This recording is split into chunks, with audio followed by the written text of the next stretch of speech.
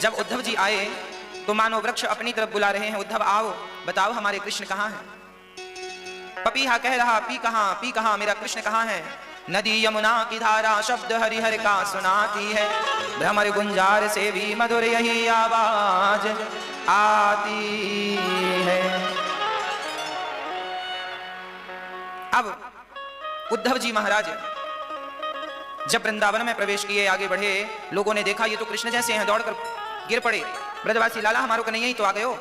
उद्धव जी बोले मैं कृष्ण नहीं हूं, मैं तो उद्धव हूं। और सुनो जरा दूर रहना। ब्रजवासी समझ गए कि ये अहंकारी कृष्ण नहीं हो सकते। उद्धव जी ने किसी से पूछा भैया ये माँ यशोदा कहाँ रहती हैं। उद्धव जी को बताया ये सीधा चले जाओ, ये जल की धार आ रही है, किनारे किनारे चले जाओ, तुम्हें दर्शन हो जाएगा।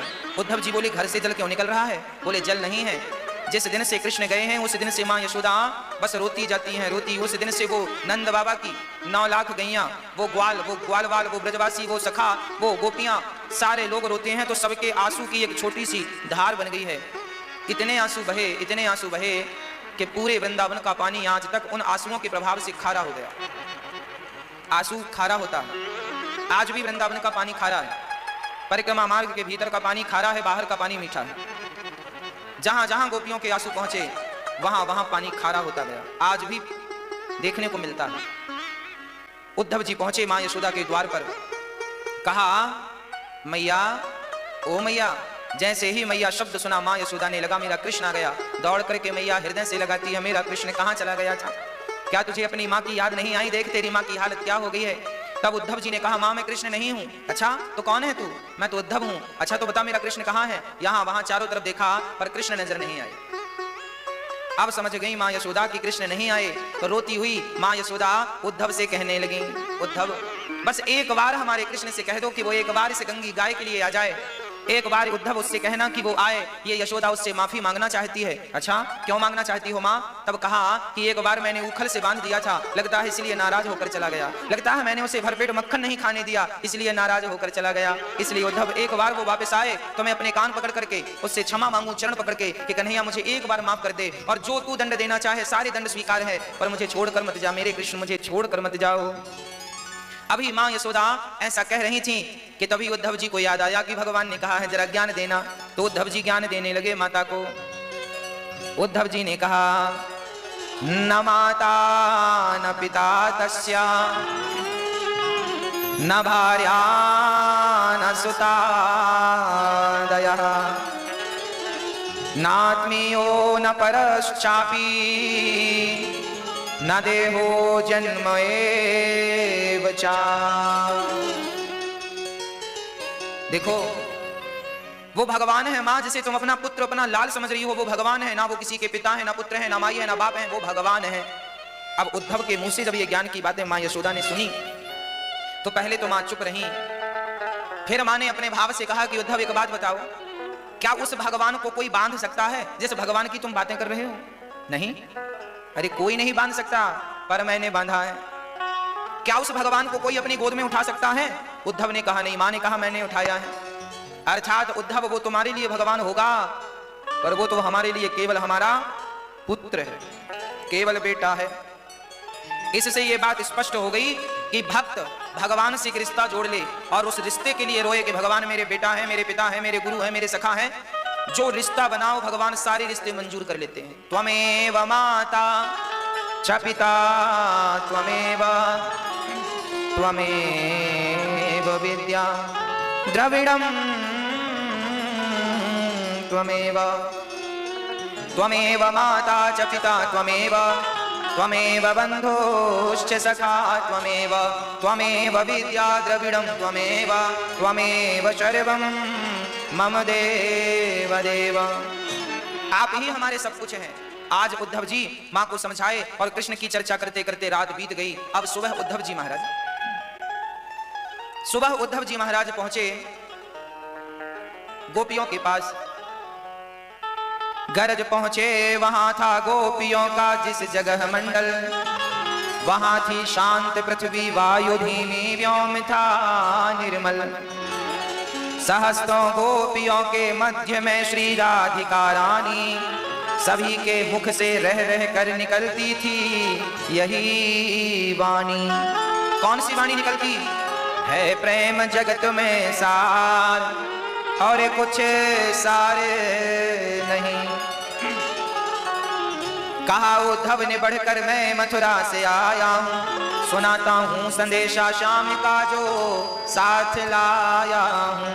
हाँ हाँ सुनाओ कि जब यह आत्मसत्ता ही अलख निर्गुण कहाती है, तो फिर क्यों मोह वश होकर वृथा गुणगान गाती है। उद्धव जी ने कहा देखो यह आत्मा ही परमात्मा है, तो फिर उस परमात्मा के लिए रोना कैसा।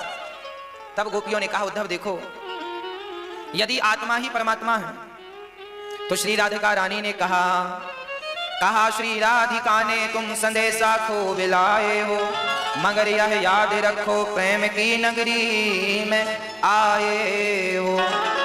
संभालो योग की पूंजी न हाथों से निकल जाए, कहीं बिरहाग्नि में यह ज्ञान की पोथी ना जल जाए। हाँ तब राधा रानी ने कहा कि जिस परमात्मा की तुम बात कर रहे हो ना उद्धव, आंख बंद करके ध्यान करो। उद्धव जी ने कहा जिस परमात्मा के लिए तुम रो रही हो वो तो भीतर समाया है, आंख बंद करो और हृदय में दिव्य ज्योति का कृष्ण का स्वरूप का ध्यान करो। तब उद्धव से गोपियों ने कहा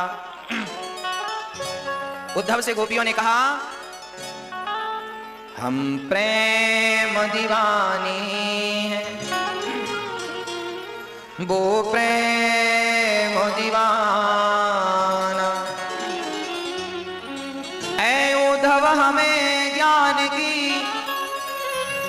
ऐ उद्धव हमें ज्ञान की पोथी न सुनाना। क्यों नहीं सुनाए?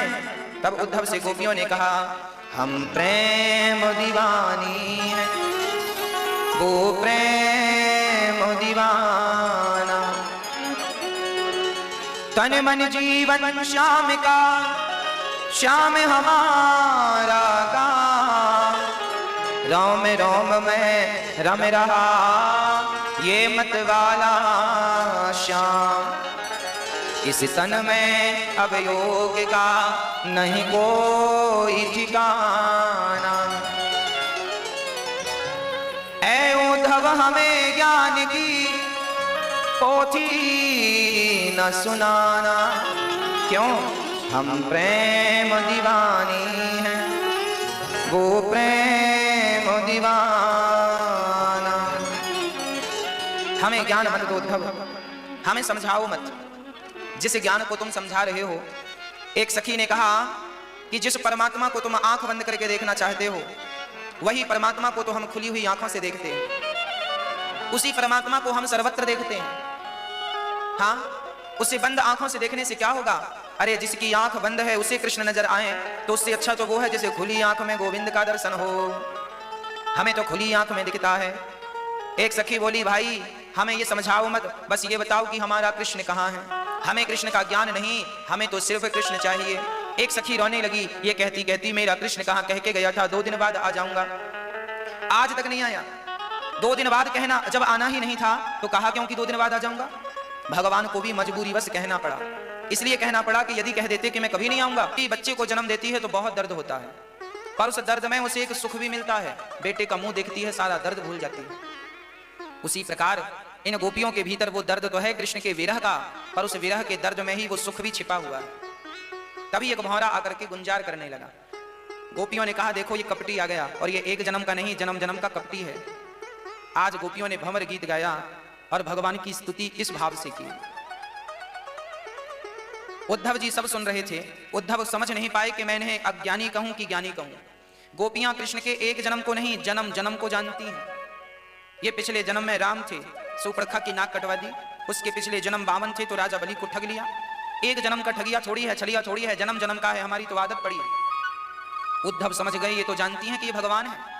अब उद्धव वहां से श्री राधा रानी का जब दर्शन किए, सारा भाव बदल गया और वहां ब्रज रज को मस्तक पर लगाकर उद्धव जी 6 महीने बाद मथुरा लौट कर गए। जब मथुरा आए तो श्याम सुंदर ने देखा उद्धव जी की हालत अच्छी नहीं थी, पूरा बालू से रज से लिपटे थे। भगवान ने कहा उद्धव क्या हाल बना रखा है? बोले कृष्ण आपके प्रेमी यहाँ नहीं वृंदावन है, चलो वहीं, यहाँ कुछ मिलने वाला नहीं। हाथ पकड़ कर ले जाने लगे। भगवान ने कहा क्या हो गया, तुम तो ज्ञानी थे। याद रखना भगवान को प्राप्त करने के दो मार्ग हैं, एक ज्ञान मार्ग है, एक भक्ति मार्ग है। दोनों अच्छे हैं पर ज्ञान मार्ग थोड़ा कठिन है, बंदर के बच्चे जैसा है, जबकि भक्ति मार्ग बिल्ली के बच्चे जैसा है। बंदर का बच्चा हमेशा अपनी माँ को पकड़ता है, बंदरिया कम ही पकड़ती है बच्चे को। इस पेड़ से इस पेड़ पर बंदरिया छलांग लगाए तो माँ बच्चे को नहीं पकड़ती बल्कि बच्चा माँ को पकड़ता है। यदि उस बच्चे की पकड़ कमजोर हो गई तो गिरने की भी संभावना है। उसी प्रकार ज्ञानी अपने ज्ञान से भगवान को पकड़ता है। कभी अहंकार आ गया तो पकड़ कमजोर हो सकती है और भक्त का पतन हो सकता है, गिर सकता है। पर बिल्ली का बच्चा सुरक्षित है। बिल्ली का बच्चा भी जब जन्म लेता है तो उसकी मां 7 घर घुमाती है, तब कहीं जाकर बिल्ली के बच्चे की आंख खुलती है। आप भी जब 7 दिन की कथा सुनेंगे तो आपकी भी आंखें खुल जाएंगी। भक्तों, बिल्ली अपने बच्चे को पकड़ कर जाती है। बंदरिया तो बच्चे को नहीं पकड़ती, बच्चा मां को पकड़ता है। पर यहाँ बिल्ली बच्चे को पकड़ती है, बिल्ली का बच्चा मां को नहीं पकड़ता है ना, अपोजिट है, उल्टा। बिल्ली अपने बच्चे को पकड़ती है, बच्चा बिल्ली को नहीं पकड़ता। और पकड़कर एक घर जाती है, 2 घर जाती है, मुंह पे दबा के भाग जाती है बिल्ली अपने बच्चे को। अब बताओ कौन सा बच्चा ज्यादा सुरक्षित है, वो जिसने मां को पकड़ रखा है वो, या जिसे मां ने पकड़ रखा है वो? एक ने मां को पकड़ रखा है और एक को मां ने पकड़ रखा है, कौन ज्यादा सुरक्षित है? जिसे मां ने पकड़ रखा है। तो ज्ञानी बंदर के बच्चे जैसा है, ज्ञानी भगवान को पकड़ता है। और मैं आपसे निवेदन करूं कि तुम्हें कभी भगवान मिल भी जाएं तो भगवान को मत पकड़ लेना। भगवान से कहना कि प्रभु मैं आपको नहीं पकड़ूंगा, क्योंकि मैं पकड़ूंगा तो छोड़ सकता हूं, इसलिए नाथ मैं नहीं, आप मुझे थाम लीजिए, आप मुझे पकड़ लीजिए, क्योंकि आप पकड़ेंगे तो फिर आप नहीं छोड़ेंगे। ये विश्वास आपका हो तो भगवान, इसलिए हम लोग मंदिर जाते हैं तो दोनों हाथ उठाकर ऐसे करते हैं, ऐसे मानो हमने हाथ बढ़ा दिए कि प्रभु इन बढ़े हुए हाथों को आप ही पकड़ सकते हैं, पकड़ लीजिए नाथ, ऐसे पकड़ लीजिए। इसलिए जगन्नाथ भगवान ने भी अपने हाथ ऐसे कर रखे हैं, ऐसे, इसलिए कि आओ तुम मेरे गले लग जाओ, मैं तुम्हारा, भगवान तो तुम्हारा हाथ पकड़ने को अपने हाथ बढ़ा ही चुके हैं, बस तुम्हें अपना हाथ बढ़ाना है। तो भगवान उद्धव को नहीं, गोपियों को प्राप्त भये। जब उद्धव का अहंकार मिटा तब उद्धव समझ पाए कि ये कौन है। इसलिए मैं आपसे निवेदन बार बार रोज ही करता हूं कि आप कभी भी अपने अहंकार को मत बढ़ने दीजिएगा। आपका अभिमान ना बढ़े, ये आपकी जिम्मेदारी है। सदा भगवान के चरणों में प्रेम बना रहे, सदा प्रीति बनी रहे, और सदा मेरी वाणी से यही निकलता रहे कि हे नाथ मैं आपको कभी भूलूं नहीं, हे नाथ मैं आपको कभी भूलूं नहीं। भगवान अद्भुत लीला करते हैं। भगवान श्री कृष्ण का विवाह रुक्मणी जी से हुआ। रुक्मणी जी के पुत्र हुए हैं प्रद्युम्न। प्रद्युम्न का हरण सम्रासुर ने किया। प्रद्युम्न जी ने सम्रासुर को मार के रति से विवाह करके आए और भगवान कृष्ण के दूसरे विवाहों की चर्चा राजा परीक्षित ने पूछी। भगवान का दूसरा विवाह जामवंत की बेटी जाम्बवती से संपन्न हुआ। जामवंत जी त्रेता युग में ही अपनी बेटी का विवाह राम से करना चाहते थे, पर राम ने कहा मैं तो एक पत्नी व्रता हूं, सो कैसे दूसरी पत्नी लाऊं, इसलिए अगले जन्म में मैं आपकी बिटिया से विवाह करूंगा। जामवंत जी बोले तब तो बिटिया बुद्धि हो जाएगी, मर भी सकती है। तब भगवान ने कहा कि तुम बाप बेटी पर काल का कोई प्रभाव नहीं पड़ेगा। तो द्वापर में जैसे त्रेता में जैसे थे जामवंत और जाम्बवती, वैसे ही द्वापर में बने रहे। एक युग बीत गया और वो जैसे के तैसे।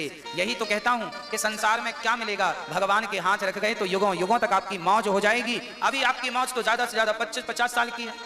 50 साल में ही आदमी बुढ़ा हो जाता है। आदमी 60-70 साल में तो मरने की तैयारी करने लगता है आजकल, है ना। भगवान कृपा करें तो मौज ही मौज है। इसलिए भगवान की शरणागति स्वीकार कर लो, भगवान के बन जाओ। भगवान जामवंत जी से अपनी बेटी का विवाह कैसे करते हैं, यह प्रश्न राजा परीक्षित का है। तब सुखदेव जी कहते हैं राजन सुनो। आसेत सत्राजितः सूर्यो भक्तास्य परमः सखा प्रीतस्तस्मै मणिं प्रादात् सूर्यस्तुष्ट्यः स्यमन्तिकम्। सत्राजित नाम के एक व्यक्ति द्वारिका में रहा करते थे।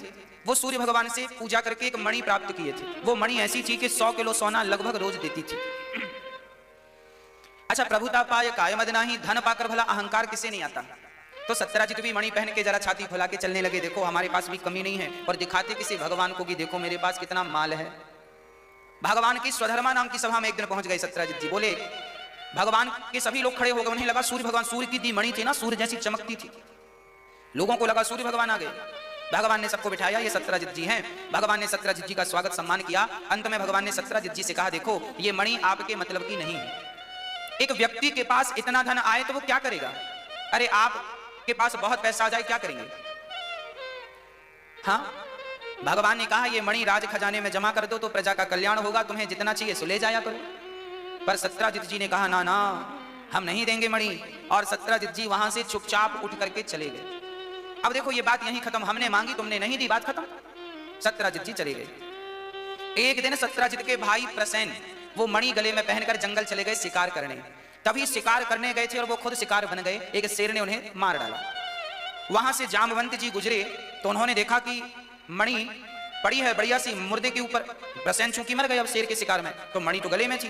तो जामवंत जी वो मणि लेकर गए और अपनी बेटी को खिलौना समझकर दे दिए, तुम खेलना। बेटी के गले में डाल दिए।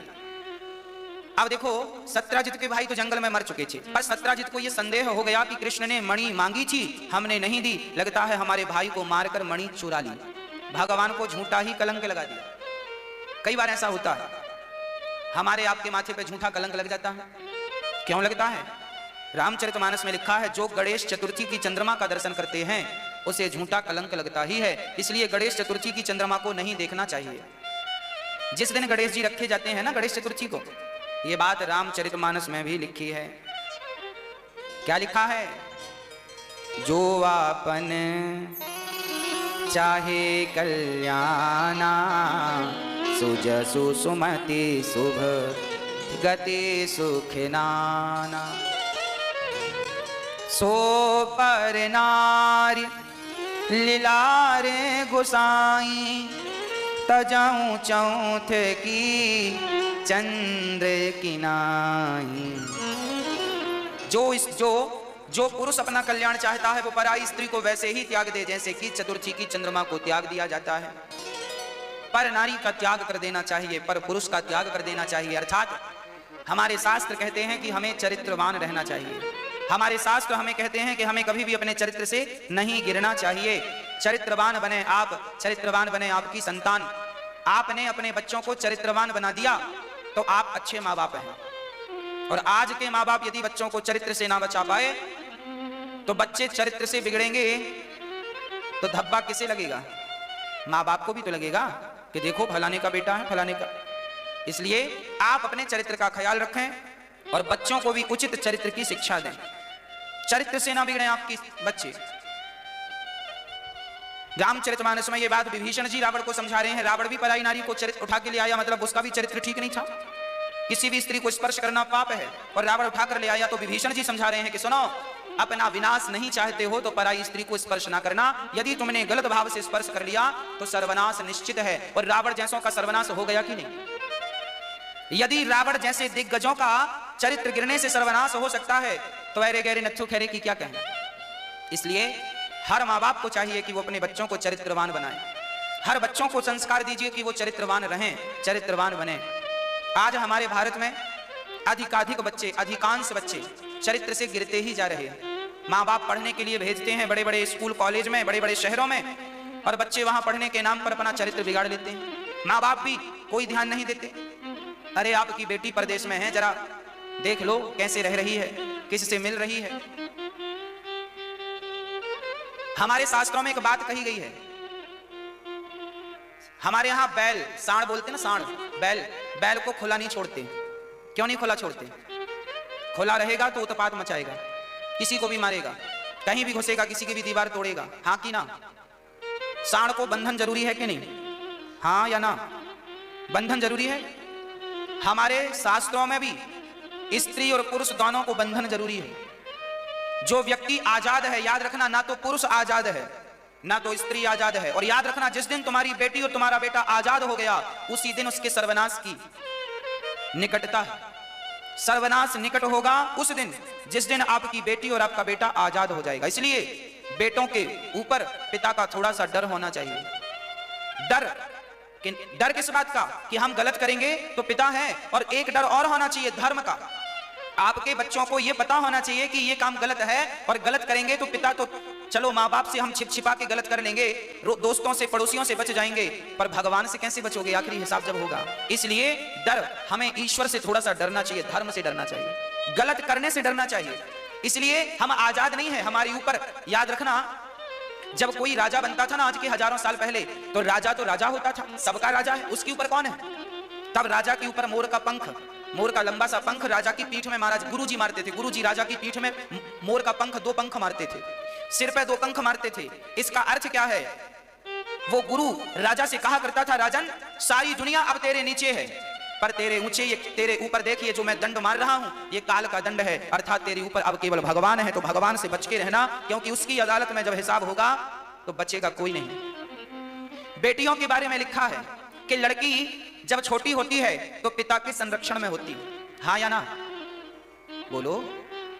जब बेटी जवान होती है, शादी होती है, जब तक बिटिया की शादी ना हो जाए तब तक बेटी की सुरक्षा माँ बाप की जिम्मेदारी है। आपकी बेटी यदि बिगड़ गई तो बेटी की गलती केवल 40% है, 60% गलती माँ बाप की मानी जाएगी। कहां थे तुम? अंधे हो गए थे क्या? क्यों नहीं ध्यान दिया? शादी के बाद बेटी की जिम्मेदारी उसके पति की, अब पति ख्याल रखेगा अपनी पत्नी का। नारी स्वतंत्र नहीं है, नारी जन्म से शादी तक पिता के मार्गदर्शन में रहती है, उसके बाद पति के मार्गदर्शन में रहती है, और जब पति ना हो तो फिर वह मां, वह स्त्री पुत्र के पास होती है, पुत्र ही उसकी रक्षा सुरक्षा की जिम्मेदारी लेता है। नारी स्वतंत्र हो गई तो सुपड़खा स्वतंत्र थी, नारी यदि स्वतंत्र होगी तो वो सुपड़खा ही बनेगी, ये अकल सत्य है, ये मैं नहीं शास्त्र कह रहे हैं। नारी यदि स्वतंत्र हो गई तो वो सुपड़खा ही बनेगी। इसलिए नारी स्वतंत्र नहीं होती, पुरुष भी स्वतंत्र नहीं होता, ना मैं स्वतंत्र हूं ना आप स्वतंत्र हैं, मेरे ऊपर भी माँ बाप हैं, और माँ बाप के ऊपर भी मेरा परमात्मा है जो मुझसे हिसाब लेगा, और तुम्हारे ऊपर भी तुम्हारा पिता है, तुम्हारा पति है, तुम्हारा पुत्र है। इसलिए हम स्वतंत्र ना माने अपने आप को। आज जो बेटियां स्वतंत्रता से घूमती हैं, अरे बाजार में घूमना बुरा नहीं है, शॉपिंग करना बुरा नहीं है, अमेरिका लंदन जाना भी बुरा नहीं है, परंतु विचार यह करो कि तुम्हारे साथ कौन है? कौन है तुम्हारे साथ? किसके संग जा रही हो अमेरिका? किसके संग दिल्ली घूम रही हो? किसके संग मुंबई घूम रही हो? माँ बाप ने बच्ची को दिल्ली पढ़ाने भेज दिया, तो माँ बाप का ही तो कर्तव्य था कि एक बार जाकर देखें कि बेटी क्या कर रही है, दिल्ली में पढ़ रही है कि और कुछ कर रही है। अकेली बेटी को क्यों भेज दिया? आज तक शास्त्रों में कभी किसी पिता ने, किसी भाई ने, किसी पति ने स्त्री को अकेली भेजा है? अरे थोड़ी देर के लिए राम ने सीता को अकेला छोड़ा, लक्ष्मण को छोड़ के आए थे ना राम, की लक्ष्मण तुम सीता की रक्षा करना। और जब लक्ष्मण भी चले गए, सीता थोड़ी देर के लिए अकेली हुई, तो सोचो सीता जैसी नारियों को भी अकेले में रावण जैसों ने नहीं छोड़ा, तो आज की सीता को आज का रावण छोड़ेगा? उठा के ले नहीं जाएगा? शास्त्र कहते हैं स्त्री अकेली ना हो। कौन हो साथ में? या तो पिता हो, या तो पति हो, या तो पुत्र हो। अकेला कोई भी होगा बिगड़ने की 99% संभावना, चाहे स्त्री हो चाहे पुरुष हो। ये बातें हम सबके लिए कर रहे हैं। पुरुष को भी, आजकल के बच्चों को भी अकेला नहीं छोड़ना चाहिए। आजकल के बच्चे भी जाते हैं पढ़ने के लिए, थोड़ा सा माँ बाप, हम कहते हैं ठीक है भेज दिया पढ़ने, थोड़ा सा ध्यान तो दिए रहो। कभी तुम ही चोरी चोरी चुपके चुपके चले जाया करो, मुआयना कर लिया करो कि बेटी क्या कर रही है, बेटा क्या कर रहा है। जाओ समय निकाल के देखो तुम्हारी बेटी को, दूर से खड़े होकर देखना कहाँ आती है, कहाँ जाती है, क्या खाती है। आपके बेटे को भी देखना कहाँ जाता है। पढ़ने तो आया है बेंगलोर, पर पढ़ने के नाम पे कर क्या रहा है? जरा आंखें तो हों। कैसे आप विश्वास करेंगे उसकी बातों पे? वो सही बोल रहा है। चोर कभी कहता मैंने चोरी की है? इसलिए माँ बाप, आजकल के माँ बाप लापरवाह हो गए हैं, इसलिए बच्चे बिगड़ रहे हैं। माँ बाप लापरवाह ना होते तो बच्चों की बिगड़ने की संभावनाएं कम होती। इसलिए लापरवाही माँ बाप करते हैं, बाद में फिर रोने बैठ जाते हैं बेटी, फिर लड़की और लड़के शादी, आजकल शादी कर लेते हैं, लव मैरिज कर लेते हैं, कोर्ट मैरिज कर लेते हैं, माँ बाप को बताए बिना भाग जाते हैं बच्चे। किसकी गलती है? माँ बाप की भी तो गलती है। तुमने छोड़ा क्यों? ध्यान क्यों नहीं दिया? महीने में 1-2 बार जाना चाहिए था ना, ताकि बच्चों को ये, अरे जाओ मत मिलो, दूर से देख के आ जाओ, लोगों से पूछो भाई ये कैसा है, यहाँ रहता है, रहती है, ठीक है, आचरण ठीक है, व्यवहार ठीक है। देखो आजकल हम दिल्ली और मुंबई में देखते हैं, बड़े बड़े शहरों में आपकी बेटियां पढ़ने जाती हैं, बड़े बड़े शहर बेटे पढ़ने जाते हैं, और वहां शाम को 6 बजे हम सड़क में देखते हैं मधुमक्खी की तरह चिपके मिलते हैं। हर बड़े बड़े शहर का आलम है। कौन है? वो भी तो किसी की बेटी होगी, वो भी तो किसी का बेटा होगा। तो चरित्र से गिर रहे हैं कि नहीं? अरे बच्चे तो हमारे ही हैं। कौन है इसका जिम्मेदार? बंबई में हम समुद्र के किनारे गए एक बार, वहां कार्यक्रम था तो हम गए, चलो भाई समुद्र का दर्शन करें आवे। समुद्र का दर्शन करने तो वहां पे बहुत सारे लड़का लड़की बैठे, सब प्रकार से वहां पे छूट है, हजारों की संख्या में, एक दो नहीं हजारों की संख्या में लड़का लड़की वहां बैठे। अब हम देखे राम राम ये सब क्या है? बोलिए बच्चे आते हैं पढ़ने के लिए छोटे छोटे शहरों से बड़े शहर, हमारी बेटी बड़ी बन के आई, ये बड़ा है, ये बड़ी बन रही है। आपको मैं गलती मां बाप की ही समझता हूं, क्यों नहीं ध्यान दिया? अरे आप ही अपने, कभी आपकी बेटी बंबई में पढ़ रही है तो जाओ समुद्र के किनारे बैठी, मिलना जाए आपको, एक बार देखो, पहचानो उनमें से कौन है तुम्हारी बेटी, कहीं तुम्हें धोखा तो नहीं दे रही है तुम्हारी बेटी। भगवान करे आपके बच्चे संस्कार, इसलिए मैं कहता हूं कि आप अपने बच्चों को संस्कार दीजिएगा, कल को रोना ना पड़े इसलिए ध्यान दीजिएगा, कल को रोना ना पड़े इसलिए आज से हम सचेत कर रहे हैं आपको। गलत ना हो आपकी बेटी के साथ, आपके बेटों के साथ, दूध की तरह निर्मल हो, स्वच्छ हो आपके बच्चे।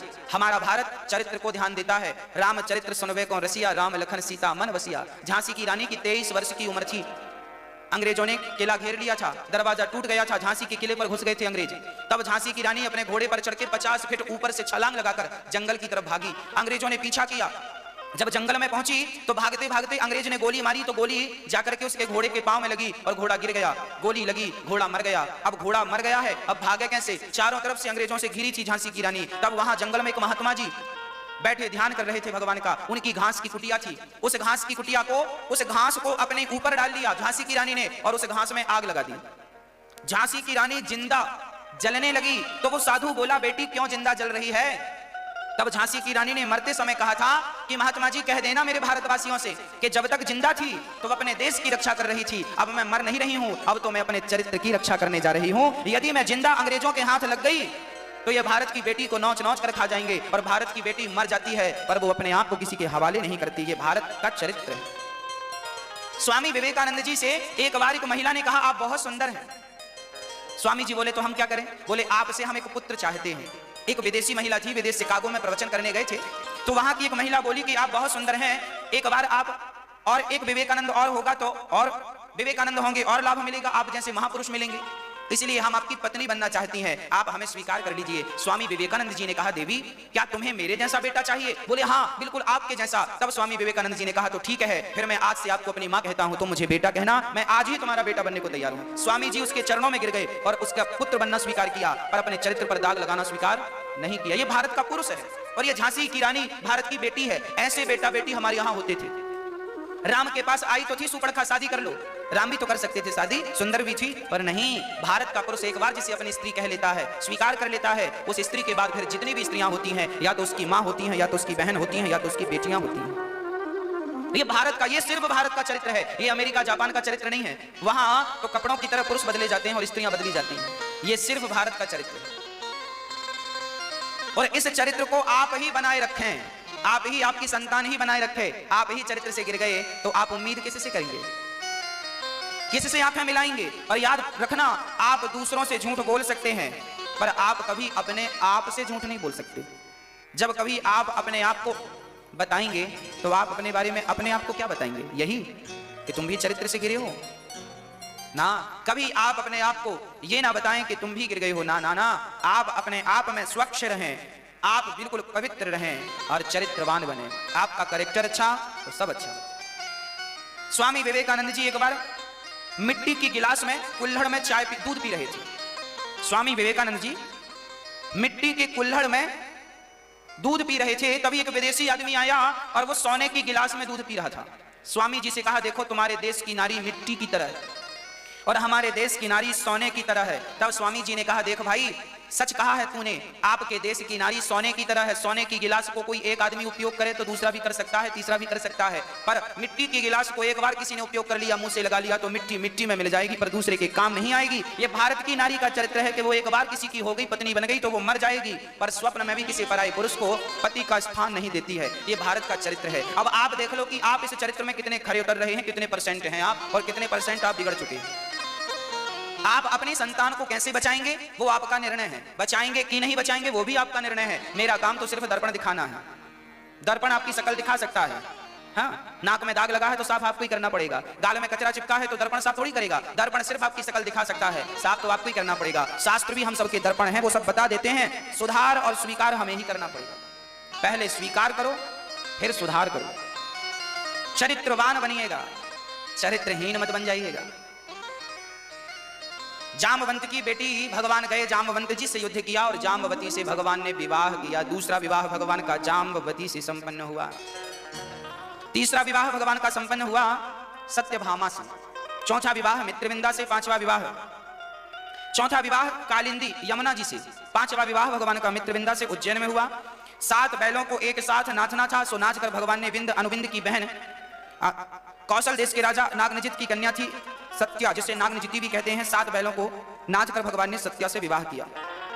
कैकेय देश की राजकुमारी का नाम था भद्रा, भगवान ने भद्रा से विवाह किया। 8वां विवाह भगवान ने लक्ष्मणा से किया। ये भगवान के 8 विवाह संपन्न हुए। भामासुर नाम का एक दैत्य था जो बहुत सारी स्त्रियों को बंदी बना चुका था। 16,100 स्त्रियों को इसने बंदी बना लिया था। हर स्त्री से ये 20,000 स्त्रियों से विवाह करना चाहता था। अभी इसके पास 16,100 स्त्रियां केवल बंदी बन पाई थी। हाँ, इसलिए 16,100 कन्याओं ने भगवान से प्रार्थना की कि प्रभु आप हमें बचाइए। भगवान ने भामासुर को युद्ध में पराजित किया और भामासुर को मारकर पराजित करके भगवान ने 16,100 कन्याओं से विवाह किया। टोटल विवाह हो गए भगवान के 16,108 विवाह संपन्न हो गए। 16,108। भगवान की गृहस्थी बहुत बड़ी है। इतने सारे विवाह भगवान के संपन्न हो गए। देखो तो इतने आनंद से भगवान, अच्छा इतने विवाह हो गए फिर भी भगवान प्रसन्न है। और आजकल थोड़े एक ही विवाह हो जाए तो आदमी परेशान हो जाता है। आज हम गृहस्थियों को देखते हैं, बड़े परेशान हैं, रो रहे हैं, परेशान हो रहे हैं। एक पत्नी नहीं संभल रही है। भगवान के 16,108 विवाह थे और फिर भी देखो भगवान मुस्कुरा रहे हैं, बांसुरी बजा रहे हैं, चैन की बंसी बजा रहे हैं। आजकल कौन बजाता है चैन की बंसी? शादी हो जाए सो काम काम, दिन भर काम। लोग कथा नहीं सुनते, इस चक्कर में दिन रात काम काम काम काम काम। आदमी इतना काम करता है कि काम करता करता करता करता बेचारा काम से चला जाता है। किसी काम कहीं कहाँ जा रहे हो? सवेरे से शाम तक काम पे जा रहे हैं, काम पे जा रहे हैं, काम पे जाते जाते काम से चला जाता है। किसी काम का नहीं। आपने जब से होश संभाला है तब से लेकर मरने तक क्या करते हो? बोलो मैया जी, ओ मेरी माँ, हो गई पंचायत? हाँ, सुबह से लेकर शाम तक हम क्या करते हैं? सिर्फ काम, सिर्फ काम। काम करते करते पूरी जिंदगी बीत गई। आपसे प्रार्थना है कि आप अपने गृहस्थ को बढ़िया बनाइए, गृहस्थ आश्रम को अच्छा बनाइए, है ना? गृहस्थी अच्छी तो सब अच्छा। गृहस्थी बिगड़ी, शादी के पहले एक बात मस्तिष्क में बिठा लेना चाहिए। जिनकी शादी हो चुकी है वो भी मेरी बात सुनेंगे और जिनकी शादी अभी बस दिसंबर में होने वाली है वो तो बहुत ध्यान से सुनेंगे। यदि आपने मेरी बात सुन ली और समझ ली तो आपकी गाड़ी बहुत बढ़िया चलेगी, और मेरी बात नहीं सुनी, नहीं समझी तो आपकी गृहस्थी की गाड़ी लड़खड़ा सकती है, एक्सीडेंट भी हो सकता है। एक व्यक्ति गुरुजी के पास गया और गुरुजी से कहा, गुरुजी हम शादी करें कि ना करें? गुरुजी भी गृहस्थी थे, 70 वर्ष की आयु थी, उनकी बूढ़ी सी पत्नी थी। उन्होंने अपनी पत्नी से कहा, सुनती हो भाग्यवान? हाँ जी कहो। जरा हमारे लिए, और ये भैया आए हैं इनके लिए जरा 2 गिलास दूध लाओ और जरा शक्कर तेज डालना। वो पत्नी दूध तो लाई पर शक्कर की जगह बेचारी नमक डाल के ले आई। अब वो गुरुजी दूध पिए और वो बंदा जो गया था कि मैं शादी करूं कि ना करूं, उसको भी गुरुजी ने दूध पिलाया। और जब वो दूध पिया तो खारा खारा दूध थू थू थू थू थू पूरा थूक दिया। गुरुजी ने कहा क्या हुआ? बोले गुरुजी दूध खारा है। गुरुजी बोले बेटा खारा तो हमारा भी है पर हमने तो पी लिया। अब उस आदमी को लगा कहीं ये बुढ़ा बुढ़ी पागल तो नहीं है, उसे थोड़ा सा डाउट हुआ। थोड़ी देर बाद गुरुजी ने फिर आवाज लगाई, सुनती हो? दिन के 12 बजे थे, गुरुजी आंगन में बैठे थे, धूप बिल्कुल आंगन में थी और गुरुजी ने कहा, सुनती हो जरा दिया लेके आओ, हमें पुस्तक पढ़नी है। दिन के 12 बजे आंगन में दिया मांग रहे हैं। वो पत्नी भी भली जला के ले आई लालटेन, लालटेन लेके आई, कहा लो पढ़ लो। अब उस बच्चे को कंफर्म हो गया ये दोनों बिल्कुल पागल है। वो उठकर जाने लगा, बोले इनसे क्या पूछना। दिन के 12 बजे लालटेन मांगता है और दूध में शक्कर की जगह नमक पी लेता है, बोलता भी नहीं कि नमक क्यों डाला। जाने लगा तो गुरुजी ने कहा, भैया कहां जा रहे हो? उसने कहा, गुरुजी आए थे पूछने की शादी करें कि ना करें, पर आप तो दोनों पागल हैं, क्या बात करें आपसे। गुरुजी ने कहा, हम पागल नहीं हैं बेटा, ये तो तेरे ही प्रश्न का उत्तर दे रहे थे, ये तेरे प्रश्न का उत्तर है। बोले ये कैसा उत्तर है? तब गुरुजी ने कहा, बेटा देखो मैंने अपनी पत्नी से कहा कि दूध में शक्कर डालकर लाना, तो वो नमक डालकर ले आई। जब वो गलती की तो क्या मैंने उसे डांटा? ना गुरुजी, आपने तो पी लिया दूध, डांटा नहीं। गुरुजी बोले मैं चाहता तो डांट सकता था, कह सकता था क्यों जी तुम अंधी हो गई हो क्या, दिखता नहीं है शक्कर में नमक में अंतर। गुरुजी ने कहा छोटी छोटी गलतियां उसने की तो देखो मैंने कुछ नहीं बोला, और दूसरी बार मैंने दिन में दिया मांगा तो वो बोल सकती थी ना कि क्या अंधे हो गए हो, दिखाई नहीं पड़ता जो दिन को दिया मांग रहे हो, वो मुझे बोल सकती थी, पर उसने भी नहीं बोला, सीधे लाकर दिया रख दिया। इसका तात्पर्य है बेटा जब तुम एक दूसरे की गलतियों को माफ करना सीख जाओ और तुम्हारे भीतर सहनशीलता आ जाए, सहनशीलता आ जाए, पत्नी की गलतियां सहन करने की आदत आ जाए, बच्चों की गलतियां भी सहन करने की आदत आ जाए, जब तुम सहनशील हो जाओ तब शादी कर लेना, नहीं तो शादी मत करना, रिश्ते टूट जाएंगे। शादी करना तब जब पत्नी और पति दोनों एक दूसरे की बातें सहन करना सीख लेना तब। इस संसार में ऐसा कोई नहीं है जिस पुरुष को सुनना ना पड़े, और कोई स्त्री ऐसी नहीं है जिसे भी सुनना ना पड़े। तो स्त्री बोले तो पति सुने और पति बोले तो स्त्री सुने, जब एक बोले तो दूसरा चुप रहे। जब तुम चुप रहना सीख लो तो शादी कर लेना, और चुप रहना नहीं सीखो तो शादी कभी मत करना, तुम्हारी शादी चलेगी नहीं ज्यादा। आजकल की शादियां क्यों नहीं चलती ज्यादा? दिसंबर में शादी की तैयारी चलती है, जनवरी में तलाक की तैयारियां चालू हो जाती है, हाँ या ना? पहले शादी की धूम मची थी, अब तलाक की धूम मची है। कितने जल्दी छोड़ छुट्टी हो, कितने जल्दी तलाक हो तो सुखी, पहले ही सुखी थे शादी करके और फिर अब तलाक लेंगे तब सुखी होंगे। ये तलाक, ये डिवोर्स की नौबत ना आए, इसलिए आपको बेटियों को भी सहनशील होना चाहिए और पुरुषों को भी सहनशील होना चाहिए।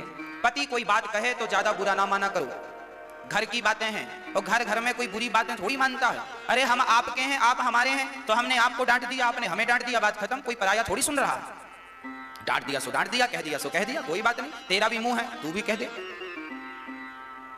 बुरी बातें क्या है, हमें तो कुछ भी बुरी नहीं लगती, किसी की बात बुरी नहीं लगती, बुरा लगने नहीं चाहिए किसी की बात का। एक पत्नी ने कह दिया अपने पति को तुम जानवर हो, अब बताओ पति को बुरा लगना चाहिए था कि नहीं? क्या एक पत्नी ने पति से कहा तुम जानवर हो तो पति को बुरा लगना चाहिए था कि नहीं? पर उसे नहीं लगा। उस पति ने कहा तुम कितनी बढ़िया बातें करती हो, हमें जानवर कहती हो, सही है तुम हमारी जान, हम तुम्हारे वर बराबर जानवर, जान प्लस वर बराबर। जिसे बातें खत्म करनी होती है ना वो एक ही शब्द में बातें खत्म कर दे। और कई बार आपने सुना होगा राई का पहाड़ बनाना, कई लोग छोटी छोटी बातों को बड़ा करते हैं, खींचते जाते हैं, झगड़े को बढ़ाते जा रहे, खत्म करो ना घर के झगड़े, थोड़ी तो समझ होनी चाहिए थी। राई का पहाड़ मत बनाओ। राई जानती हो मेरी मां, सरसों के दाने को राई बोलते हैं। राई का पहाड़ मतलब छोटी बात, ये कहावत है छोटी बात को बड़ा कर देना, ये राई का पहाड़ हो गया। और हम तो कहते हैं कि आप ऊंट के मुंह में जीरे जैसी बात किया करो, ये भी एक कहावत है, ऊंट के मुंह में जीरा। कोई हाथी के मुंह में भी जीरा बोलता, हाथी ने मुंह फाड़ा इतना बड़ा और खिलाया क्या, एक जीरा, ये जीरा। तो आप ना बड़ी बड़ी बातों को छोटी समझ के लिया करो। कोई बड़ी बातें कह दे, आपको गाली दे दे, कोई बात नहीं, आप प्रसन्न रहो, कह रहा है कोई बात नहीं। आपका पति डांटा करे ना तो प्रसन्न चित्त से ये समझा करो कि वो आपकी स्तुति कर रहा है, सुनो बड़ी आनंद से।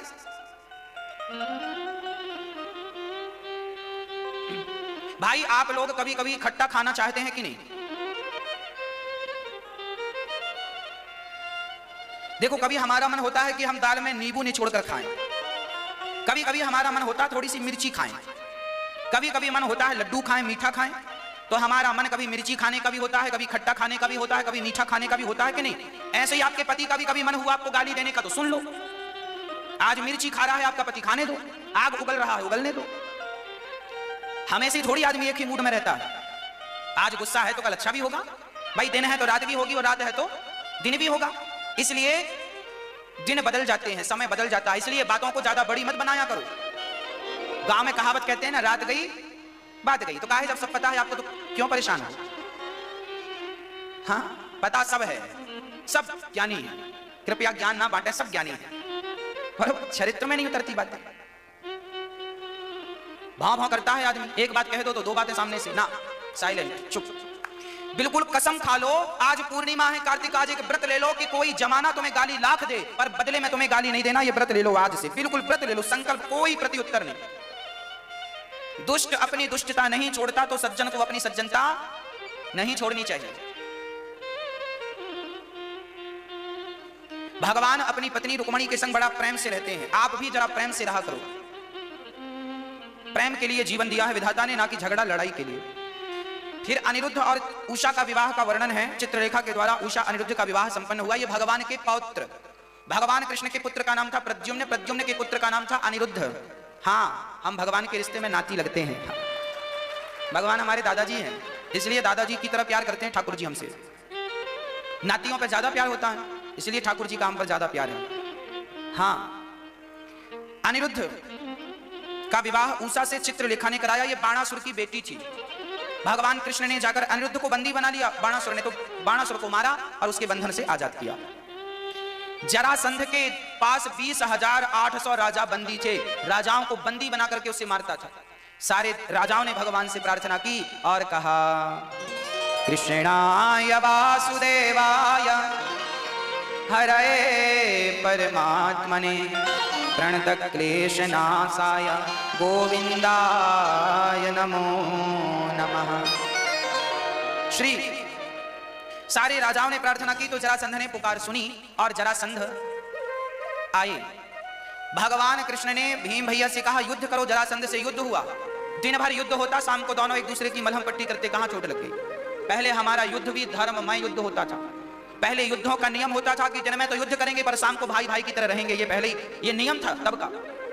इसलिए हमारे युद्ध में भी धर्म क्षेत्र धर्म युद्ध होता था। जरासंध भीम का युद्ध हुआ तो जरासंध ने भीम जी की ऐसी पिटाई करी, भीम भैया की नस नस ढीली पड़ गई। एक दिन तो रात को ही बोरिया बिस्तर बांध के भीम भैया भागने लगे।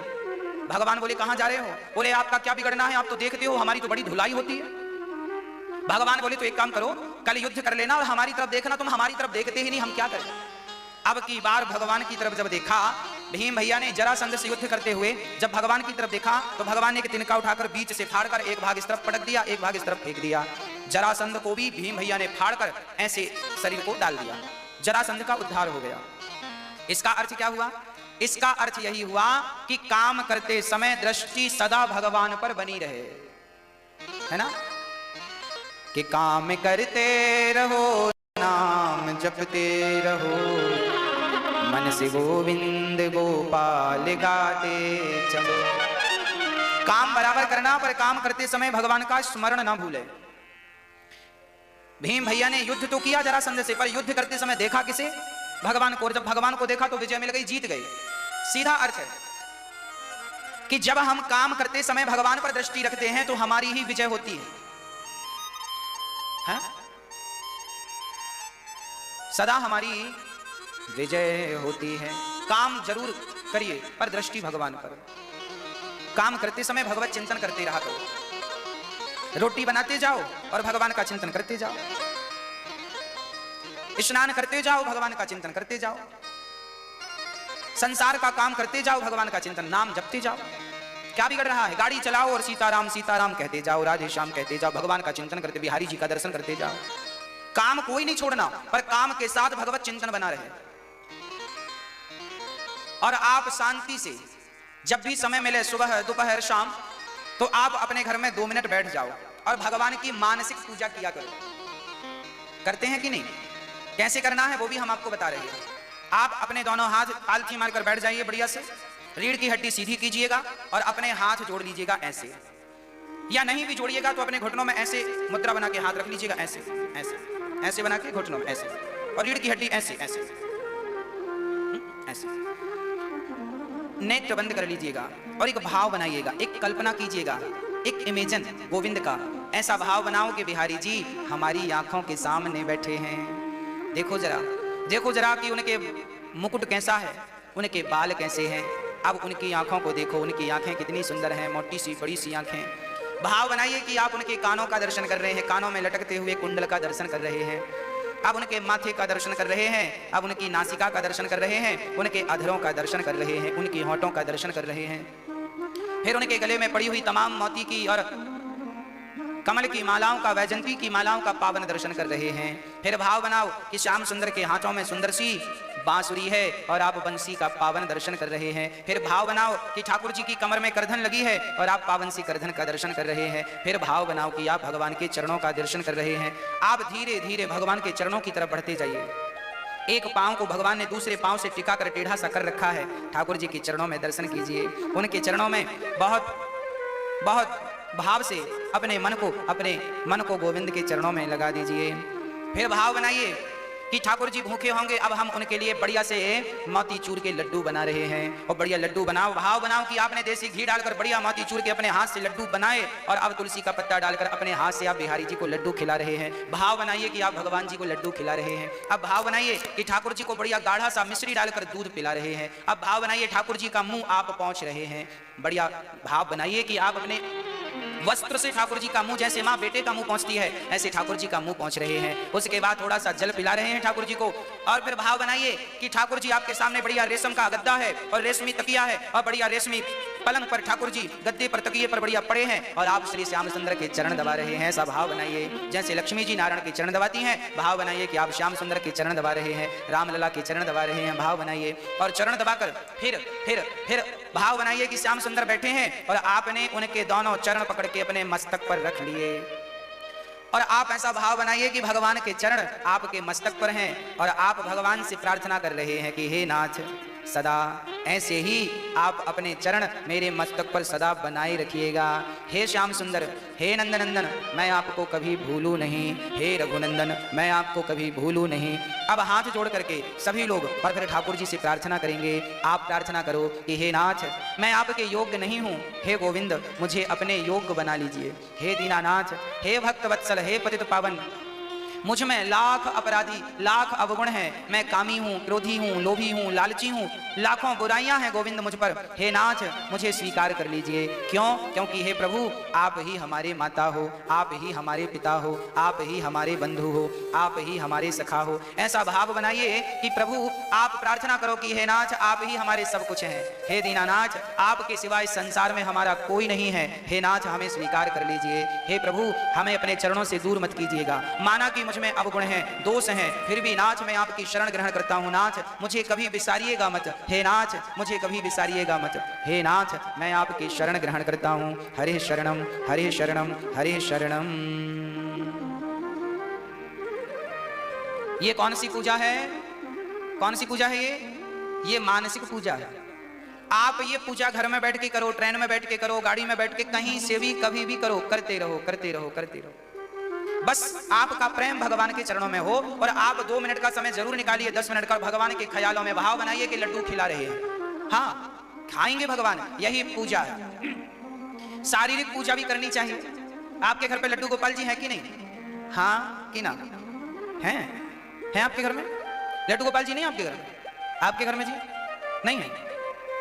ये बैठे हैं लड्डू गोपाल जी, इनको ही बोलते हैं लड्डू गोपाल जी। इनको आपके घर पे लड्डू गोपाल जी नहीं है तो प्रार्थना मेरी है, भगवान को जल्दी से ले जाओ। और लड्डू गोपाल जी जिस घर में नहीं होते वो घर शमशान की तरह माना जाता है, इसलिए ठाकुर जी होना जरूरी है। घर में शालिग्राम भगवान हो, घर में लड्डू गोपाल जी हो, यही तो भगवान है। ये होना अति आवश्यक है। जिनके घर नहीं है प्रार्थना करता हूं लो, और रोज अपने घर में ठाकुर जी को भगवान की, अब देखो शारीरिक पूजा करनी कैसी चाहिए। आप एक थाली लीजिए, सबसे पहले तो आप स्नान कीजिए, सूर्य भगवान को जल चढ़ाइए। आप लोग सूर्य अर्घ देते हैं कि नहीं? सूर्य अर्घ निश्चित रोज दीजिए, सूर्य भगवान को जल चढ़ाइए और जल्दी से एक थाली लीजिए। एक थाली पर चंदन से स्टार बनाइए। स्टार के बीच में आप उस स्टार के बीच में लिखिए ओम। ओम लिखिए, ये देखिए हम बना के बता रहे हैं आपको, ऐसे ओम लिखिए। ओम लिखने के बाद फिर ऊपर वाले जो खंड हैं वहां पे लिखिए ना रा य ड़ा य नमः, या ओम रांग रामाय नमः, ये आप लिखिए। और लिखकर फिर उसमें जल छोड़िए, वो यंत्र बन गया। यंत्र के ऊपर जल छोड़िए, फिर तुलसी के पत्ते चढ़ाइए, तुलसी के पत्ते चढ़ाइए हर खंड में। और वो भगवान जिस थाली पर स्नान करेंगे वो थाली में ये श्री यंत्र होगा, ये यंत्र होगा राम जी का। तो इस यंत्र पे फिर हाथ जोड़ करके इसकी प्रार्थना कीजिए। फिर ठाकुर जी को बिठाइए और बिठाकर बढ़िया प्रेम से ठाकुर जी को स्नान कराइए, जल से स्नान कराइए, दूध से। आपके घर दूध दही रोज रोज ना हो तो सिर्फ जल से स्नान कराइए। बढ़िया बिठा लिए ठाकुर जी को, तुलसी के पत्ते पर ठाकुर जी विराजे, उस यंत्र पर विराजे और बढ़िया जल से स्नान कराइए। दूध है तो दूध से, दही है तो दही से, घी है तो घी से, नहीं है तो सिर्फ जल से, कोई बात नहीं। और जब ठाकुर जी स्नान कर लें बड़े भाव से तो बड़े प्रेम से फिर ठाकुर जी को गोद में लो, फिर उन्हें कपड़े से पोंछो, जैसे बच्चों को पोंछते हैं ऐसे ठाकुर जी को पोंछिए, साफ कीजिए। और बड़े प्रेम से ठाकुर जी को फिर आसन पर बिठाइए। हाँ, उनको बिठा करके बढ़िया से उनको वस्त्र पहनाइए, उनका श्रृंगार कीजिए, वस्त्र पहनाइए, सुंदर से सुंदर वस्त्र ठाकुर जी को पहनाइए, वस्त्र पहनाइए। और फिर उसके बाद श्रृंगार करिए, सुंदर सी माला पहनाइए। ठाकुर जी के लिए भी शॉपिंग किया करो थोड़ा सी। भगवान को बढ़िया सा कान के बाले पहनाओ, गले का हार पहनाओ, बढ़िया सा, बड़े आदमी हो तो सोने का पहनाओ, और बड़े आदमी हो तो हीरे मोती का पहनाओ, जो आपकी और नहीं है तो फिर सामान्य तो हमें मिलते ही है, जो बाजार में मिल जाता है वही पहना दो। ठाकुर जी को ऊपर बाल, ठाकुर जी को बाल लगा करके और बढ़िया सा मुकुट पहनाओ, फिर मुकुट पर मोर का पंख लगाओ और बड़े प्रेम से ठाकुर जी के ऊपर तुलसी लगाओ, तुलसी लगाकर ही, तुलसी चढ़ाकर ही ठाकुर जी को फिर बढ़िया सा मुकुट पहनाना चाहिए। ठाकुर जी की जो यहाँ पर मस्तक में ये जो अभी हमने तुलसी चढ़ाई ना मस्तक पे, इस जगह आप भी तुलसी चढ़ाया करो, हाथ पर तुलसी, मस्तक पर तुलसी चढ़ाया करो ठाकुर जी के, और अभिषेक किया करो, तुलसी से ही अर्चन किया करो। नारायणाय नमः, नारायणाय नमः, नारायणाय नमः, नारायण, जितना अधिक तुलसी चढ़ा सको चढ़ाओ। नारायणाय नमः, नारायणाय नमः, फिर बढ़िया सी मुकुट पहनाओ। आपकी सामर्थ्यता के अनुसार करना है, भगवान सोना चांदी के भूखे नहीं है, जो आप पहनाएंगे भगवान को वो प्रिय है, प्रेम प्रिय है बस। और बढ़िया ठाकुर जी को फिर ठाकुर जी का बढ़िया सुंदर सी बांसुरी ठाकुर जी को होनी चाहिए। चांदी की बांसुरी आपके घर में यदि आप थोड़ा सा संपन्न हैं तो छोटी ही सही चांदी की बांसुरी भगवान के पास कहते हैं। चांदी की बांसुरी जिसके घर में होती है उसके घर में मां लक्ष्मी की कभी कमी नहीं होती, और वास्तु के अनुसार घर में बांसुरी होनी चाहिए चांदी की। हाँ, छोटी सी ही सही, 200-500 रुपए की भी मिल जाती है, अच्छी बड़ी सी लेना चाहो। फिर ठाकुर जी को दर्पण दिखाया करो, ये लो ठाकुर जी देखो आपका श्रृंगार कैसा है, ठाकुर जी को दर्पण दिखाना चाहिए। ठाकुर जी की बढ़िया पूजा करनी चाहिए, बड़ा प्रेम करना चाहिए, यही भगवान से प्रेम के साधन है, ऐसी भगवान से प्रेम किया जाता है। प्रार्थना करनी चाहिए, हाथ जोड़ के मानसिक पूजा करो, शारीरिक पूजा करो, मतलब ये न के प्रकार से ठाकुर जी के चरणों में अपने आप को समर्पण कर दो। हे प्रभु मैं तेरा तू मेरा। इसके बाद राजा नृग की कथा है। एक बार भगवान श्री कृष्ण अपने पुत्र पौत्रादियों से कह रहे थे, सुनो अपमान ना किया करो किसी का। राजा नृग एक बार खेलने गए और वहां उनकी गेंद गिर गई तो गिरगिट पर हाथ लगाकर ठाकुर जी ने उसका उद्धार किया। कि नृगो नाम नरेंद्रोहम मिक्ष्वाकुतिनयः प्रभु, मेरा नाम नृग है, गायों का दान किया, पर एक गाय गलती से धोखा से मेरे खूंटे पे दान की हुई गाय आ गई, मैंने उसी गाय का दूसरी बार दान कर दिया, इस पाप से मुझे गिरगिट बनना पड़ा। ये कथा हमें सिखाती है कि दिया हुआ दान कभी वापस नहीं लेना चाहिए। दान हमने कर दिया तो दिए हुए दान पर अधिकार ना जमाएं। जैसे कि आजकल माँ बाप अपनी बेटी का दान कर देते हैं और दान करने के बाद भी माँ बाप अपनी बेटी को पूर्ण रूप से दान करने के बाद भी परेशान करते रहते हैं। कैसे? एक बार अभी बिल्कुल 2-3 महीने पुरानी घटना है, एक लड़की का तलाक हो गया। किस बात को लेके? बोले लड़की अपनी माँ से 3-3 घंटे बात करती है। बहू अपनी माँ से कितने घंटे बात करती है? 3 घंटे। लो, जब देखो तब बेटी माँ से चिपकी, जब देखो तब फोन से चिपकी। ये क्या है भाई? अरे बातचीत कर लो, हालचाल ले लो, बस के 2-2 घंटे बतियाओगी, क्या बातें करती हो? इतनी बातें ना किया करो। आज हमारे भारत में जितने तलाक होते हैं, अधिकांश तलाक लड़की के माँ बाप की गलती से होते हैं। हाँ, लड़की की शादी कर दी, कन्यादान कर दिया, तो फिर देखो बातचीत करना अच्छा है, हालचाल पूछना अच्छा है, 2-4 दिन में कर लिया, 5 मिनट 10 मिनट बात कर ली। अब रोज रोज 1-1 घंटे बात होगी तो स्वाभाविक है कि कोई भी डिस्टर्ब होगा। इसलिए बेटियों की भलाई इसी में है कि माँ बाप ने कन्यादान कर दिया है, दान कर दिया है, तो दिए हुए दान पर अपना अधिकार ना जमाएं। आजकल के माँ बाप अधिकार जमाते हैं, ये मेरी बेटी है। हाँ, तुम्हारी ही बेटी है, पर तुमने दान तो कर दिया ना। तुम्हारी बेटी के साथ ससुराल में कुछ अत्याचार हो, कुछ गलत हो तो तुम आवाज उठाओ, पर बहुत ज्यादा डिस्टर्ब ना किया करो बात बात पे। अब लड़की, आज हालत ये है, लड़की भी ऐसी करती है। शादी हो गई, छोटी छोटी ससुराल की बात मम्मी से, मम्मी आज यहाँ ये हुआ, सास ने ये कहा, पति ने ये कहा, जेठानी ने ये कहा, फिर माँ भी भेजती है। माँ बोली ठीक है मैं भेज रही हूँ, फिर गुंडे। माँ भी कम थोड़ी है, भेज रही हूं मैं। फिर माँ बाप भी बोलते हैं ठीक है। कई बार माँ बाप, बेटी ससुराल में छोटी सी खटपट होती है ना, तो माँ बाप जाते हैं और बेटी को उठा के मायके ले आते हैं, और लड़की आ भी जाती है, उसे लगता है माँ बाप सही कर रहे हैं, पर कई बार ये निर्णय गलत हो जाता है। हमारे यहाँ तो ये कहा गया था, जब बेटी विदा होती थी ना, तो बेटी से कहा करते थे माँ बाप, बेटी तेरे आज मेरे घर से तेरी डोली निकल रही है, अब निकलेगी तो अर्थी निकलेगी, वहीं बीच में कोई उम्मीद मत करना। तुझे सहन करना है तो पति की ही सहन करनी पड़ेगी, सास की ससुर की सेवा करनी पड़ेगी। सास तेरी माँ है, ससुर तेरे पिता है, पति तेरा भगवान, पहले की माँ ये समझाती थी। तेरा छोटा भाई तेरा देवर है, तेरी बहन तेरी ननंद है, तेरी जिठानी तेरी बड़ी बहन है, सास तेरी माँ है, ससुर तेरा पिता है, पति तेरा भगवान है। पहले की माँ बेटी को ये पाठ पढ़ाती थी, और आजकल की माँ पाठ पढ़ाती है। सुनो, कोई 3-5 कर फोन लगा देना, गुंडे भिजवाएंगी। हाँ, तो आप ही तो बिगाड़ रही हो फिर अपनी बेटी का घर। अरे थोड़ा सा सहन करने दो ना, बात बात पे भाग भाग के मायके आएगी तो क्या भला होगा। मायके मेरे ससुराल में जैसी अच्छी बुरी रहेगी तो कम से कम संग में रहना सीखेगी, जीना सीखेगी। अरे बात तो देखो सबके घर में हो जाती है, जहां चार बर्तन खटपट होते रहते हैं, पर होते होते वो सेट भी हो जाते हैं। अब बात बात में तुम मायके ले आओगी तो सेट कैसे हो पाएगी फिर वो बातों में, इसलिए उसको सेट होने दीजिए। बात हो रही है, विवाद हो रहा, होने दीजिए, समझाइए। हाँ, जब कोई बड़ा मुद्दा हो, आपकी बेटी पर कोई बड़ा अत्याचार हो रहा, तो फिर आवाज उठानी तो स्वाभाविक सी बात है, पर छोटी छोटी बातों में आपका इंटरफेयर करना ठीक नहीं है माँ बाप का। ये मेरी तरफ से आप बातें जरा संभालो। बात बात में माँ को नहीं बोलना चाहिए, पिता को नहीं बोलना चाहिए। अच्छा, पिता तो कम बोलता है, माँ ज्यादा बोलती रहती। हाँ बेटी क्या हुआ, सास ठीक है? नहीं, आजा। पति ने बात नहीं की ना आज रात को, आजा मेरे घर, मेरी एक ही बेटी है, सुनो, वजन नहीं है वो मेरे लिए, भार नहीं है। हाँ, तो हार नहीं थी तो काहे ब्याह दिया भैया? आजकल ना उल्टे चलते, सीधी बातें नहीं करते। लड़की की माँ ये लड़ने को तैयार है कि हमारे घर में बोझ थोड़ी है, हमारी लड़की बड़े सुख से रहती है। हाँ भाई, कोई लड़की किसी के घर में बोझ नहीं है, पर अब तुमने कन्यादान किया है मेरी माँ, समझो इस बात को। उसकी भलाई तुम्हारे पास रहने से नहीं है, उस लड़की की भलाई तो ससुराल में रहने से, पति के पास रहेगी, इसी में उसकी भलाई है। हाँ या ना? पति के पास रहने में लड़की की भलाई है कि माँ के पास रहने में? तो पति के पास भैया जैसा है, अब क्या करो? हाँ, अब बुरा है तो फिर माँ से कहो तुमने क्यों गलत ढूंढा, तो माँ स्वीकार नहीं करती कि मैंने गलत ढूंढा, बस तुम भाग के आ जाओ मेरे पास।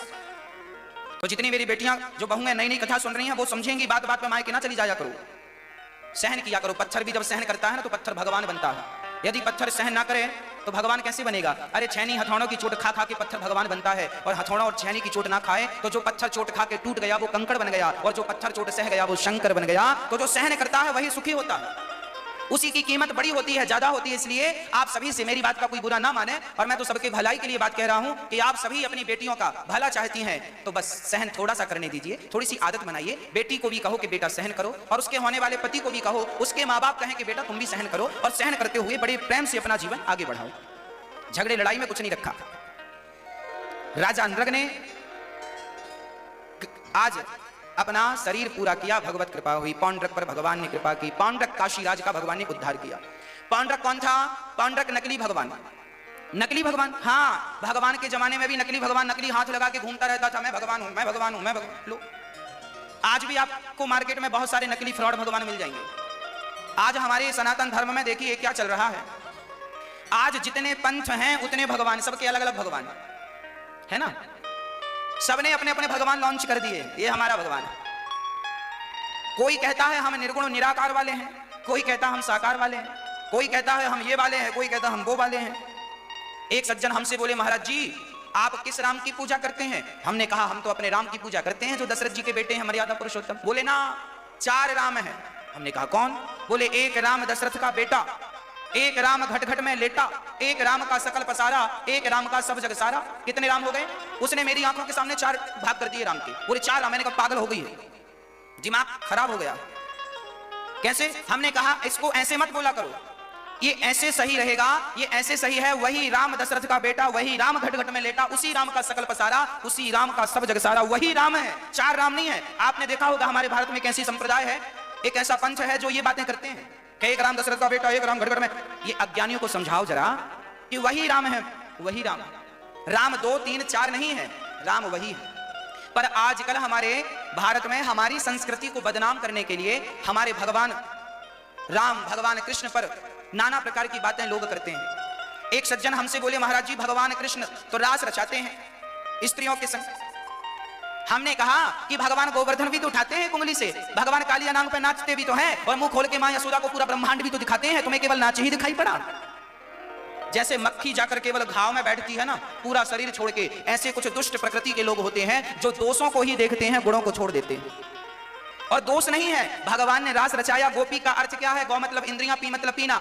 गोपी एक भाव है, गोपी एक यूनिफॉर्म है। उस रास में शंकर जी भी आए थे, नारद जी भी आए थे, आज भी गोपेश्वर महादेव बन के बैठे हैं शंकर जी वृंदावन में। गलत नहीं, भगवान है वो ईश्वर है, वो सब कुछ करने की सामर्थ्यता रखते हैं, पर लोगों को तो उंगली उठानी।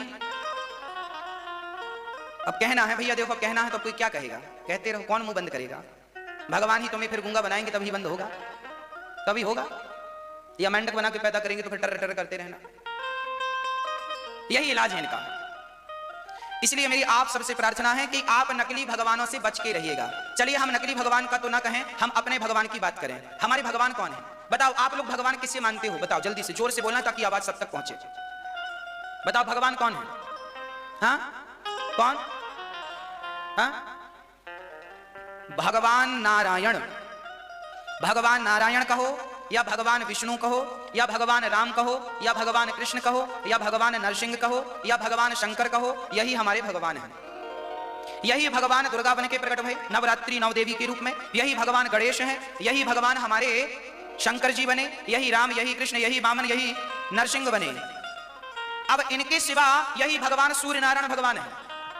इनके सिवा फिर जो अपने आप को भगवान कहे वो सब फ्रॉड है। आजकल ना मार्केट में एक बाबा जी अपने आप को भगवान, लोग मंदिर बना रहे हैं बाबा के, पालकियां निकल रही हैं और लोग बड़ा गाना वाना गाते रहते हैं और जाते भी हैं।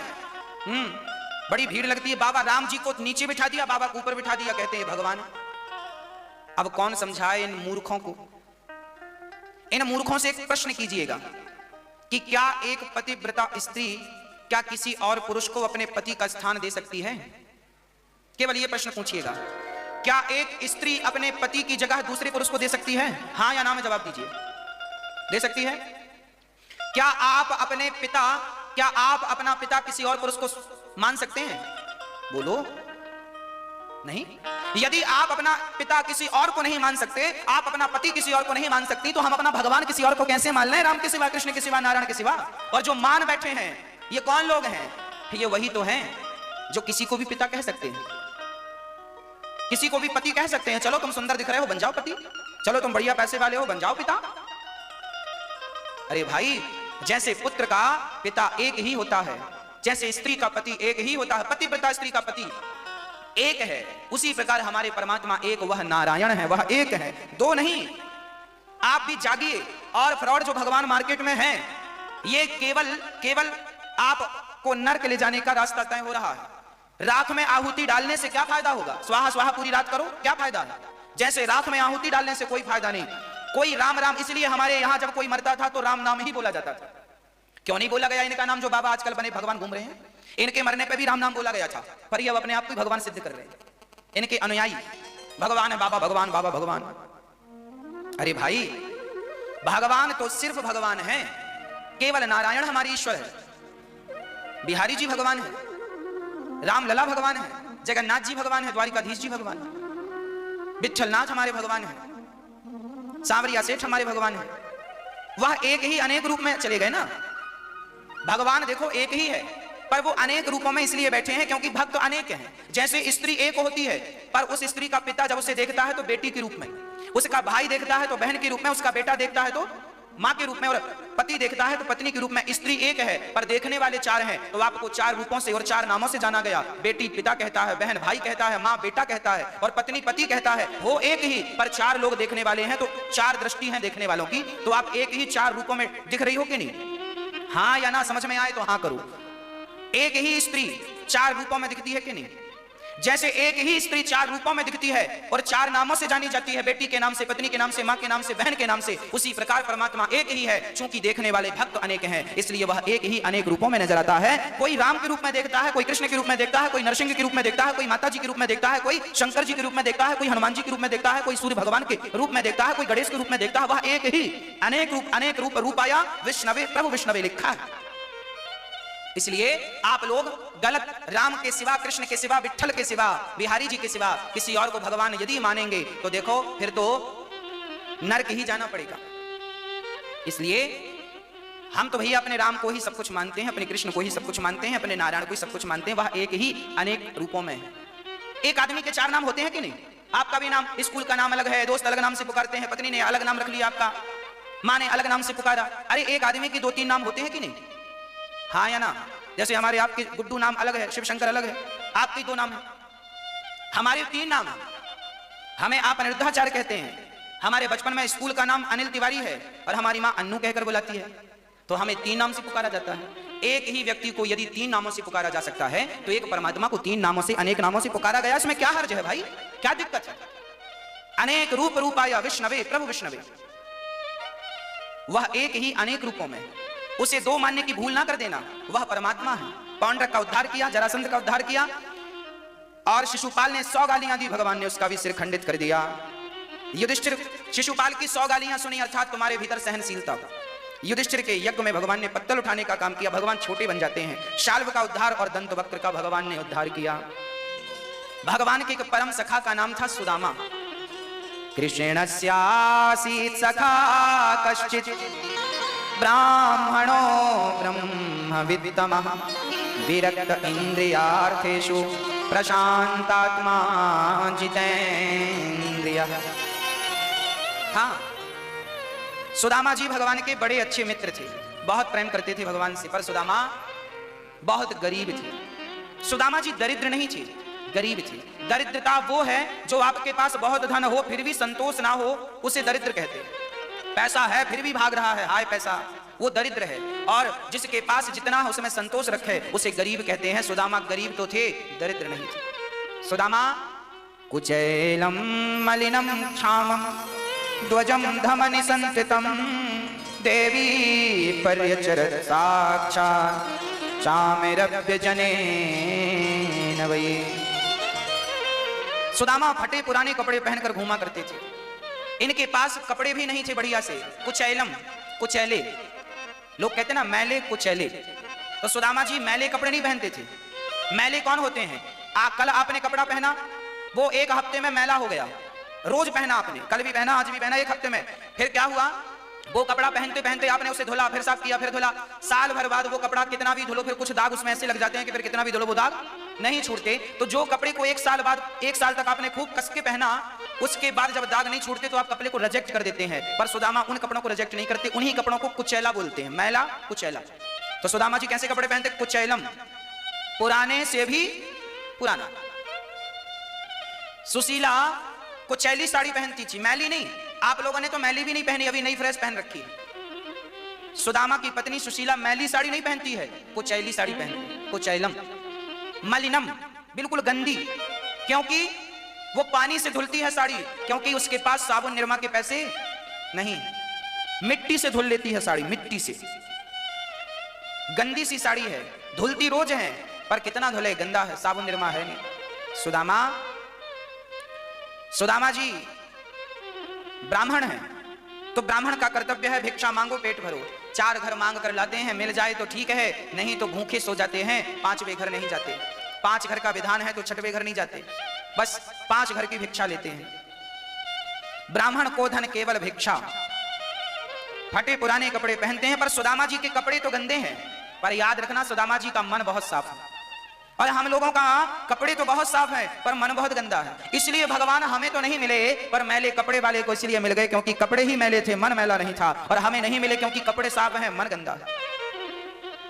हाँ, सुदामा जी विरक्त हैं, आसक्त नहीं है। सुदामा जी बड़े प्रेम से भगवत चिंतन करते हैं, जो मिल जाए उतने में ही संतोष रखते हैं, कोई चाहत नहीं सुदामा जी, केवल भगवान की चाहत है।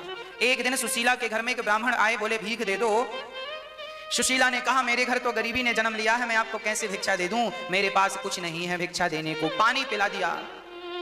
वो भगवान ही थे, और भगवान ने आज कहा कि ठीक है, आप अपने पति को द्वारिका क्यों नहीं भेजती। आज सुशीला को पता चला कि सुदामा जी द्वारिकाधीश को जानते हैं। सुदामा की बचपन की दोस्ती है। सांदीपनी, उज्जैन में सांदीपनी गुरु जी के यहाँ सुदामा और कृष्ण साथ में रहा करते थे, तब की दोस्ती। आज सुशीला से कहा विप्र देवता ने ब्राह्मण को भेजो द्वारिका। आज सुशीला ने सुदामा से कहा क्यों, आपके मित्र क्या द्वारिकाधीश हैं? बोले हाँ। अरे तो जाते क्यों नहीं, ऐसी गरीबी में क्यों गुजार रहे हो, जाओ। सुदामा बोले तो क्या मित्र इसलिए बनाया है कि वो हमें कुछ पैसा दे दे?